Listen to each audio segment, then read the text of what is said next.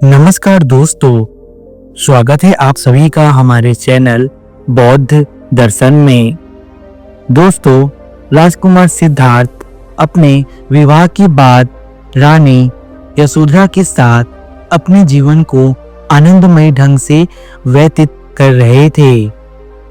राजकुमार सिद्धार्थ और माता यशोधरा का वैवाहिक जीवन अत्यंत सुख और शांति में व्यतीत हो रहा था।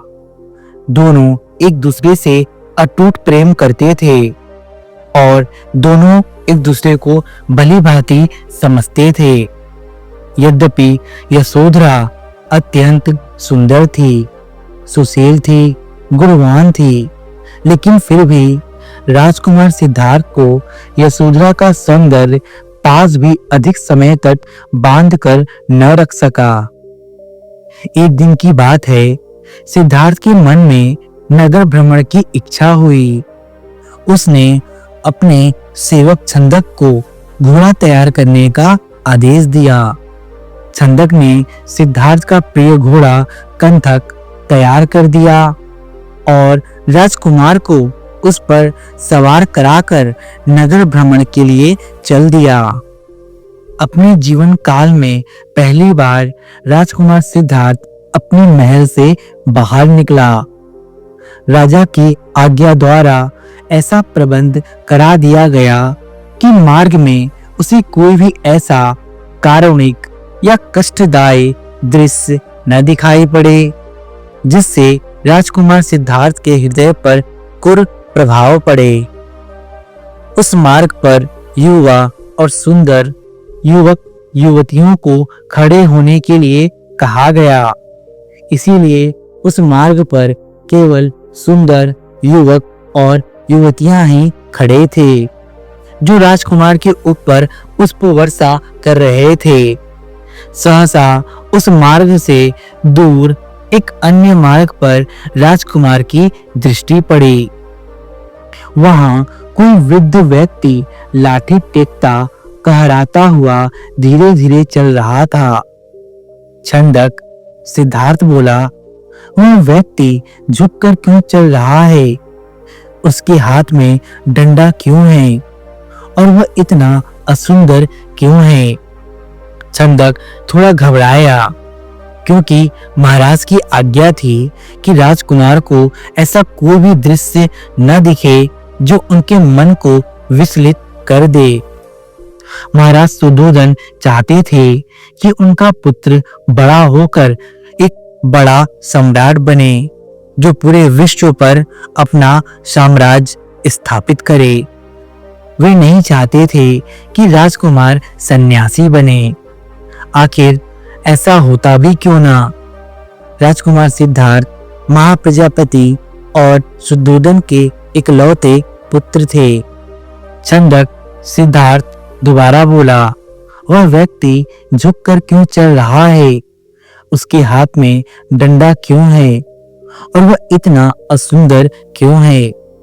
छंदक ने एक क्षण उस व्यक्ति की ओर देखकर धीरे से कहा, राजकुमार, वह व्यक्ति वृद्ध हो चुका है। अधिक आयु हो जाने के कारण उसका शरीर निर्बल हो गया है। इसीलिए निर्बल शरीर होने के कारण उसका शरीर झुक गया है। इसी कारण वह लाठी का सहारा लेकर चलता है। आयु ने उसका चेहरा झुर्रियों से भर दिया है।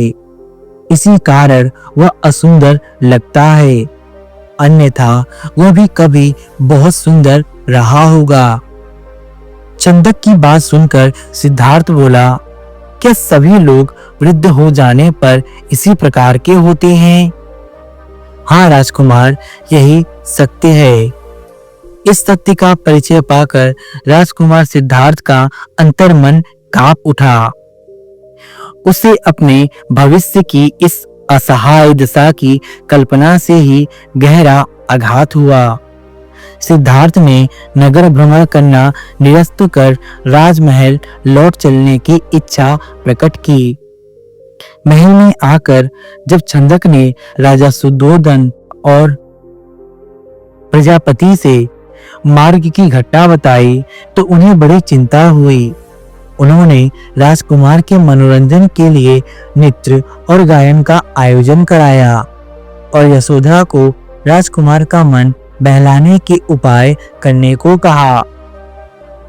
एक दिन पुनः राजकुमार सिद्धार्थ को नगर भ्रमण की इच्छा हुई।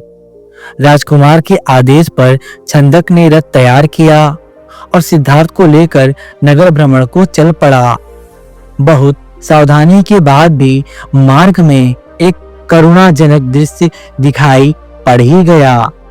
वह व्यक्ति लोग की अधिकता के कारण निर्बल हो गया था। वह कांपता कहराता हुआ एक ओर चल रहा था। उसे कहराते देख सिद्धार्थ ने पूछा, इस व्यक्ति को क्या कष्ट है?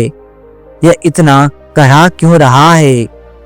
छंदक बोला, राजकुमार, यह व्यक्ति कभी बहुत शक्तिशाली था, किंतु रोग ने इसे निर्बल बना दिया है और रोग के कष्ट के कारण ही यह करहा और चिल्ला रहा है। ओह, क्या यह रोग हर किसी को हो जाता है?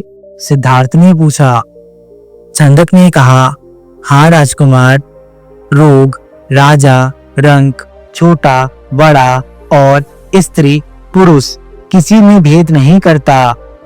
यह किसी को भी अपनी चपेट में ले लेता है। छंदक की बात सुनकर राजकुमार क्षण भर के लिए विचार मग्न हो गया। छंदक धीरे धीरे रथ आगे बढ़ा रहा था। अभी उनकी दृष्टि से एक दृश्य हटा ही था कि एक और कारुणिक दृश्य उनके सामने आ गया। चार व्यक्ति एक सया को चारों कोने से थामे आगे बढ़े चले जा रहे थे। उनके पीछे कुछ व्यक्ति रोते हुए और कुछ मौन चल रहे थे। राजकुमार ने पूछा, छंदक, यह क्या है?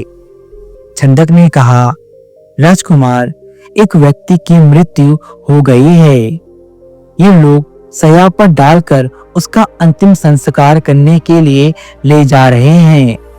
जो व्यक्ति उसके पीछे रोते हुए चल रहे हैं, वे मरने वाले के परिजन हैं। राजकुमार सिद्धार्थ ने छंदक से पूछा, छंदक, मृत्यु क्या है? राजकुमार सिद्धार्थ ने इसके पहले मृत्यु क्या है शायद यह कभी जाना ही नहीं था। पहली बार करीब से राजकुमार सिद्धार्थ यह सब आश्चर्यजनक कर देने वाला दृश्य देख रहा था। राजकुमार सिद्धार्थ ने फिर से अपनी बात को दोहराया, इस व्यक्ति की मृत्यु क्यों हो गई है छंदक? छंदक ने कहा, राजकुमार, मृत्यु तो अटल सत्य है। यह तो संसार के सभी प्राणियों को आनी है। सिद्धार्थ ने पूछा, तब क्या मैं, यशोधरा, महाराज आदि सभी मृत्यु को प्राप्त होंगे? अवश्य राजकुमार, कुछ समय पहले या बाद में सभी प्राणियों की मृत्यु होनी निश्चित है। जो जन्म लेता है वह मृत्यु को अवश्य प्राप्त होता है। मृत्यु ही इस संसार का अंतिम सत्य है। इससे न कोई बचा है और न ही कभी कोई बच पाएगा। मृत्यु हर वक्त, हर पल हमारे साथ छाए की तरह लगी हुई है। कब किसकी मृत्यु कहाँ हो जाए यह कोई नहीं जानता। छंदक की बात सुनकर राजकुमार सिद्धार्थ मौन हो गए, मानो उन्हें एक धक्का सा लगा। जीवन का एक अपरिहार्य हिस्सा जो उन्होंने कभी जाना ही नहीं था, देखा ही नहीं था, अचानक से उनके आगे प्रकट हो गया। राजकुमार सिद्धार्थ को लगा कि यह संसार कितना क्षणभंगुर और नश्वर है। रथ धीरे धीरे आगे बढ़ रहा था। राजकुमार सिद्धार्थ की आंखों के सामने दृश्य लगातार बदलते जा रहे थे। सिद्धार्थ अभी विचार मगन ही था कि आगे से भगवा वस्त्र धारण किए एक व्यक्ति आता हुआ दिखाई दिया। तप और साधना से उस व्यक्ति का मुखमंडल दमक रहा था। उसके होठों पर स्थायी मुस्कान विराजमान थी। सिद्धार्थ ने उसे पूछा, शंदक, यह प्रसन्नचित और तेजस्वी पुरुष कौन है? राजकुमार, यह तपस्वी सन्यासी है। यह संसार के राग और द्वेष से मुक्त है। संसार में कुछ भी होता रहे, यह सदैव निर्लिप्त रहता है। इसी कारण यह सदैव प्रसन्न रहता है। अब राजकुमार सिद्धार्थ ने मन ही मन विचार किया कि इस संसार के भोग विलास में कुछ नहीं रखा है। उसने विचार किया, अब मैं भी इस संसार में निर्लिप्त होकर सन्यासी ही बनूंगा। यह विचार कर उसे संतुष्टि मिली और वह वापस महल की ओर निकल पड़ा। दोस्तों, यह 4 दृश्य जो राजकुमार सिद्धार्थ ने अपने नगर भ्रमण के समय देखा था, इस दृश्य ने राजकुमार सिद्धार्थ के मन को भीतर ही भीतर चोटिल कर दिया था। राजकुमार सिद्धार्थ का मन भीतर ही भीतर करुणा और मुदिता से भर गया था। उन्होंने कभी नहीं जाना था कि जीवन का यह भी सत्य हो सकता है। उन्हें लगता था कि जीवन स्थायी है और सदैव एक जैसा बने रहने वाला है। लेकिन इस नगर के भ्रमण ने उनकी इस दृष्टि को ही बदल दिया। उनके इस नगर भ्रमण से राजकुमार सिद्धार्थ को जीवन के सत्य का ज्ञान हुआ। उन्होंने जाना कि कुछ भी स्थिर नहीं है, सब कुछ पल प्रतिपल बदलता है और मृत्यु हुई इस जीवन का अंतिम सत्य है। इस घटना ने राजकुमार सिद्धार्थ के मन को पूरी तरह बदल दिया था। अतः उन्होंने यह विचार किया कि वे भी सन्यासी हो ध्यान और साधना करेंगे ताकि उन्हें परम आनंद और शांति की प्राप्ति हो। तो दोस्तों, यही 4 दृश्य थे जिसे देखकर राजकुमार सिद्धार्थ सन्यास की तरफ अग्रसर हुए। दोस्तों, आगे क्या हुआ? राजकुमार सिद्धार्थ सन्यासी बने या नहीं? उन्होंने गृह त्याग किया या नहीं? इस विषय को हम और अच्छी तरह से समझेंगे इसके अगले अध्याय में, क्योंकि अभी हमारा यह समय पूरा होता है। तो मिलते हैं आपसे इसके अगले अध्याय में, जहां हम जानेंगे कि राजकुमार का सफर इसके आगे कैसा रहा। दोस्तों, यदि आपको यह वीडियो पसंद आई तो कृपया इस वीडियो को लाइक करें, वीडियो को शेयर करें, हमारे चैनल बौद्ध दर्शन को सब्सक्राइब करें और नीचे दिए गए बेल आइकन को भी प्रेस कर दे ताकि आने वाले वीडियो की नोटिफिकेशन आपको सबसे पहले मिल सके। हमारे चैनल बौद्ध दर्शन में बने रहने के लिए आप सभी का धन्यवाद। मिलते हैं फिर से इसके अगले अध्याय में। तब तक के लिए बने रहिए हमारे साथ हमारे चैनल पर।